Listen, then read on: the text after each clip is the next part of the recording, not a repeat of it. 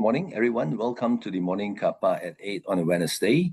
I'm here to present the Midweek Futures Traders Technical Brief, and we are on week 4, November 2025, and this will be the last week for November. And let's have a look at what's been happening to markets.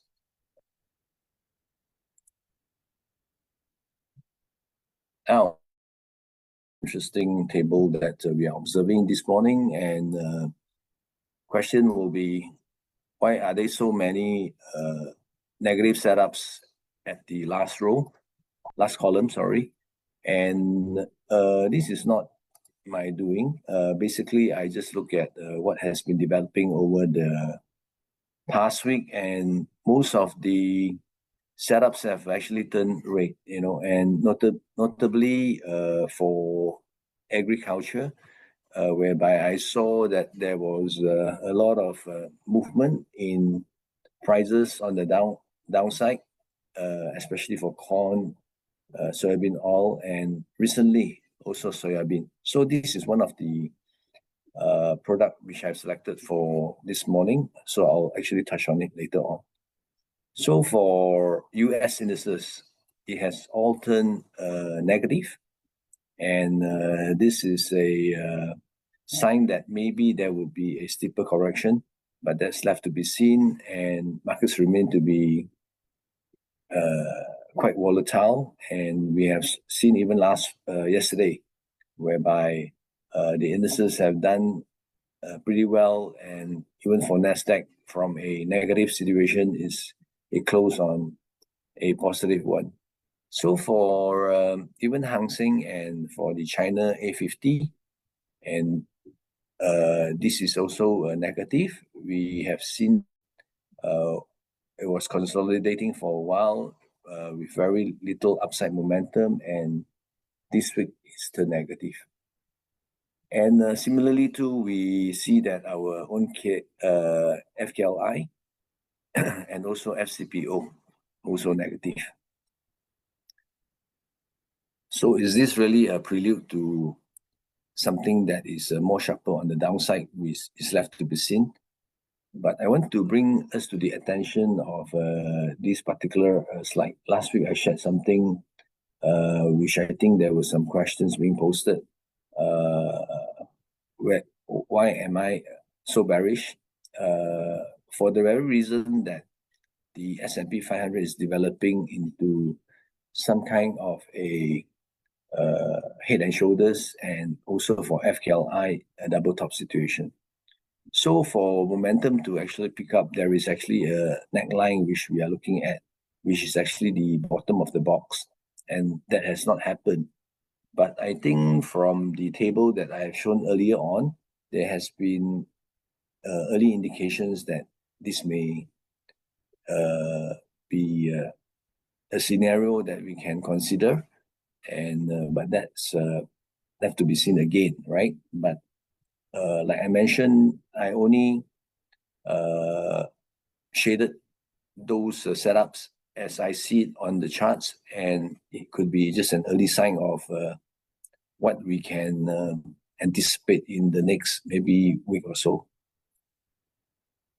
And so we have FCPO. FCPO yesterday broke the 4,000 level on the active month. This has been a very, very strong support for many cycles, but this one has been followed by increase in open interest, right? So this is a very unique situation, and even discussion with some of my colleagues whether this is a accumulation on the buy side or is this actually accumulation on the sell side. The decline mainly due to appreciating ringgit, and also possible of a substantial inventory close in October. Also, industry observers expect whatever price increment is going to be limited. But there is one news that has been one which will impact prices due to the fact that harvesting may be impacted due to the floods which has been detected over Malaysia. So this is one of the factors which may help prices to maintain at the 4,000 level. But chart-wise, it has broken the 4,000 level, and it does look that potentially there could be a bit more downside. So for our first product, this was actually posted yesterday. After posting this, the trigger has actually happened. I will go into the template later on. But basically, the market has been trading on the odds that the Federal Reserve will lower key Fed funds rate in December. And there is also interesting development on the part of analysts over in the US. They expecting the weakening US labor demand and also the rising unemployment to lead to more downgrades than upgrades for stocks in 2026. So we are already going into December month, the last month of the year. So placing their bets that there will be more downgrades. So as mentioned, this is the micro Nasdaq. The trigger has already happened at 24530 of yesterday. But the current price that is being traded currently is 25085.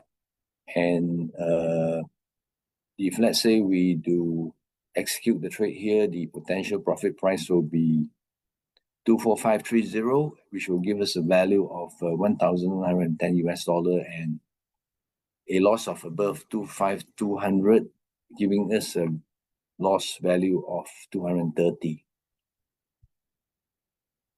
The other product that I want to focus on is the micro soybean. Micro soybean has been on a uptrend for at least the past 3 weeks, since the truce between US and China. And Trump has also commented that he has spoken to his China counterpart about topics including US farm products, which has put traders' focus back on more potential demand.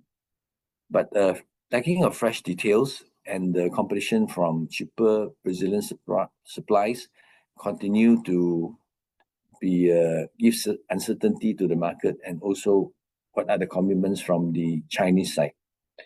So we have got a reference price of 1116. Current price is 1124. So there's actually a setup whereby a piercing of the 1116 level would be the reference price to look at.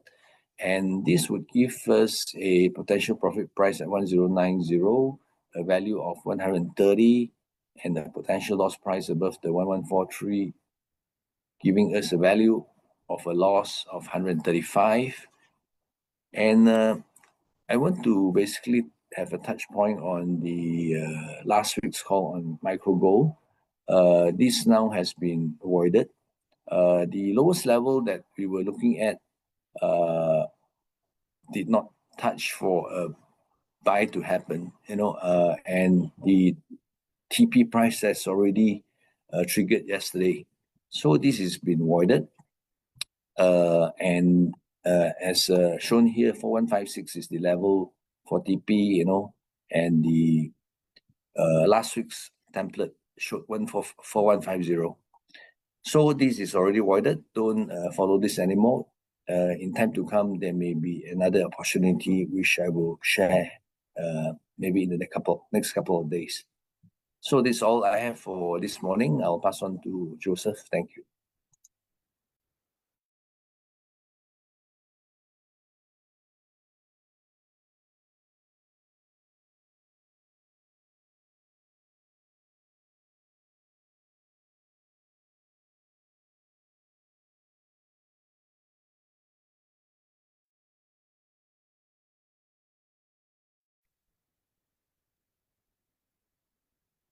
All right.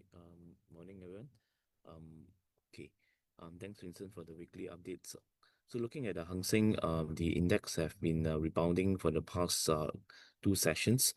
Just recall that Trump have posted at social media saying that he has a very good conversations with Xi Jinping 2 days ago that have actually boosted the positive sentiment on the market.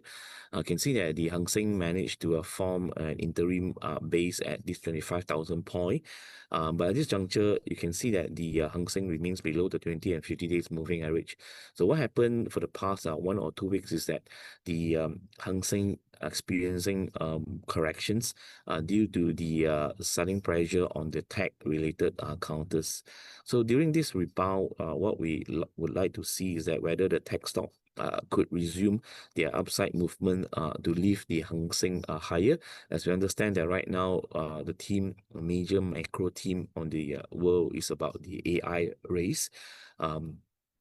So yesterday night, Alibaba have also released their results slightly below the expectations. We shall see that post results, what happened to the 9988, which is the Alibaba that lists in the Hong Kong market, whether that could lift the Hang Seng index higher this morning. Now, as such, for the trading stock this morning on the Hong Kong market, will be choosing two slightly defensive counter. Firstly, Ping An Insurance 2318, which about to cross above the 21 days moving average. Its breakout happened on the 58 Hong Kong dollar. Ping An will be climb towards 60 and followed by 62. Downside support is 56. Now, secondly, we have China Mobile 941 Zhongguo Yidong, which have printed a long bullish candlestick yesterday, showing that momentum picking up pace again. Breaking past 88 will open door towards 91 and 93. Downside support is at 85. Now, meanwhile, we quickly move to the US market. You can see that based on yesterday, right, the S&P 500, majority stocks have posted a gains, but the two biggest cap, which is the NVIDIA and AMD, experience selling pressure. So for the past 2 days, Google have been moving on a high fashions. So news has been saying that Google is looking for a partnership with the Meta, and Google is also rolling out its own chip to rival against the NVIDIA, right? Nevertheless, looking at the price, right? As we have posted on the Monday sessions, right? If you join our morning kappa, right? I did mentions to you over the Friday sessions, the Google have managed to climb above 295 and true enough, right? On Tuesday, right? Google have led the market by moving up towards 315.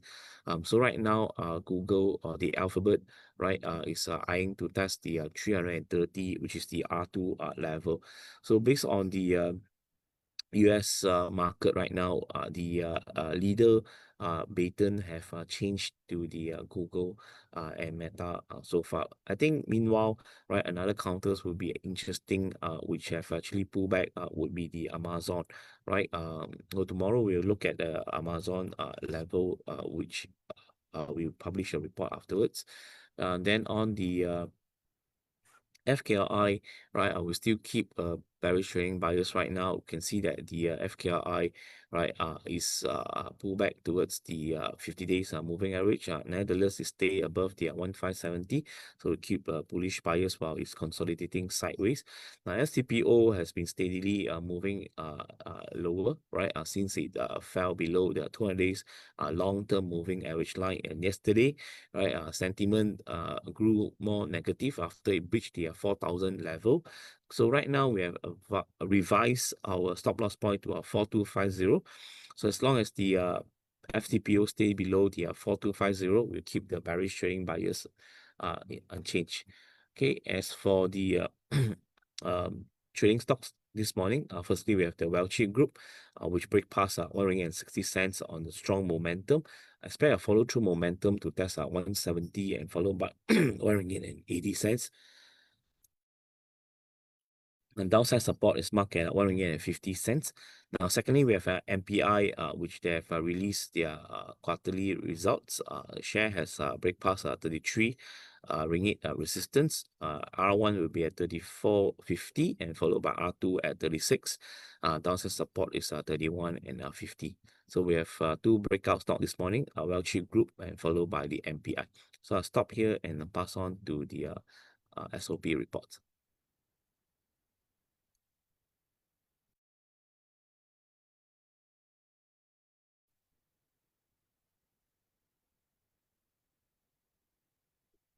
Hi, good morning, everyone. This is the update for Sarawak Alpam's results review. We maintain our buy call with a higher TP of 4.5 ringgit, up from 3.9%, which implies 7% upside, plus a 3% FY26 dividend yield.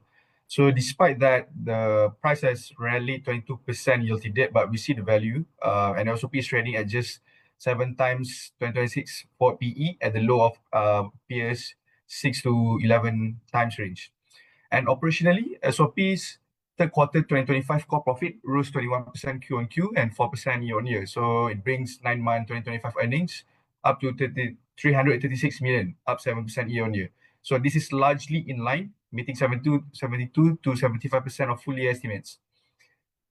SOP also declared an 8-cent dividend per share in the quarter, so bringing year-to-date dividends to 12 cents because it announced 4 cents dividends last quarter. So given that it typically doesn't pay in 4Q, so we trim our FY25 dividend per share to 12 cents from 30 cents, implying payout ratio of around 32%. And the production front, FFB output improved 5% Q on Q in the third quarter, still down 6% year on year. But for year-to-date, output is flattish, slightly below expectations. But SOP is banking on October, November peak months with favorable weather. So we are maintaining our 3 to 5% FFB growth forecast for FY25 to FY27. Cost-wise, the costs were high, up 70% year on year. So because it was largely due to lower CPO output, and fertilizer applications is on track. And SOP hasn't tendered for the first half 2026 requirements yet. But we expect the unit costs to ease Q on Q as volumes normalize. In terms of pricings, the SOP achieved CPO ASP of 4,440 ringgit per ton. That is 4% Q on Q improvement and a premium to MPOB price. However, for PK prices, it slipped slightly Q on Q, but remain materially higher year on year. So we expect SOP to continue delivering a premium over MPOB benchmark. So with the recent strength in the CPO markets, we revised our assumptions higher to 4,350 ringgit per ton for CPO for 2025, alongside higher PK assumption as well. So incorporating these changes of assumptions, we lift our earnings by 4 to 5% over the financial year of 2025 to 2026. So in summary, SOP results are in line, valuations remain compelling, and higher expected ASP in first half 2026. So this should support earnings momentum going forward. And we reiterate by pending more clarity from management on the 2026 outlook. That's all for me. Moving on to the next speaker. Okay, thanks, Hilmi. Morning, everyone. Let me continue with results update note on Leong International. This is their 9-month 25 results, and we consider the core net profit of 310 million, which is up 11% year on year, above expectation after accounting for 82% of our forecast. I think the positive deviation could be attributed to the stronger than expected profit margin, and during the quarter we also saw Indonesia contribution improving quite significantly on a Q-on-Q basis. On a year-on-year basis, 9-month sales was down 6%. This should be a function of lower ASP as they pass on the lower feed cost. In addition, overseas operations also saw the translation of lower revenue as a result of a stronger ringgit. EBITDA was down 3% year on year on a 9-month basis after the drop in Indonesia earnings, but this was mitigated by the solid performance in other operating markets. As mentioned, on a Q-on-Q basis, we saw Indonesia recording much improved performance from the low numbers in the previous quarter, thanks to the recovery in product ASPs and on the back of improved market conditions. Outlook-wise, we believe fourth quarter could see a softer earnings momentum given the full impact of egg subsidy termination is likely to be reflected. Meanwhile, we highlight the strong ASP in Indonesia has sustained, so we could continue to see promising earnings from Indonesia in fourth quarter. Post results, we raised our earnings by between 10 to 14% to factor in the better margin assumption, and we are maintaining our buy call and target price of 98 cents. We believe the fundamental improvement in the poultry industry driven by cost tailwinds and market consolidation has yet to be priced in. Valuation is attractive, trading at below 1.5 standard deviation, and we consider it to be compelling considering Leong Hub is a player with established regional presence. This will position it to capture the resilient poultry consumption in the region. So all in maintained buy, our target price remains at 98 cents. That's it from us for today. Thank you so much for joining us. Happy trading, and we will see you again in the next morning kappa at 8. Thank you.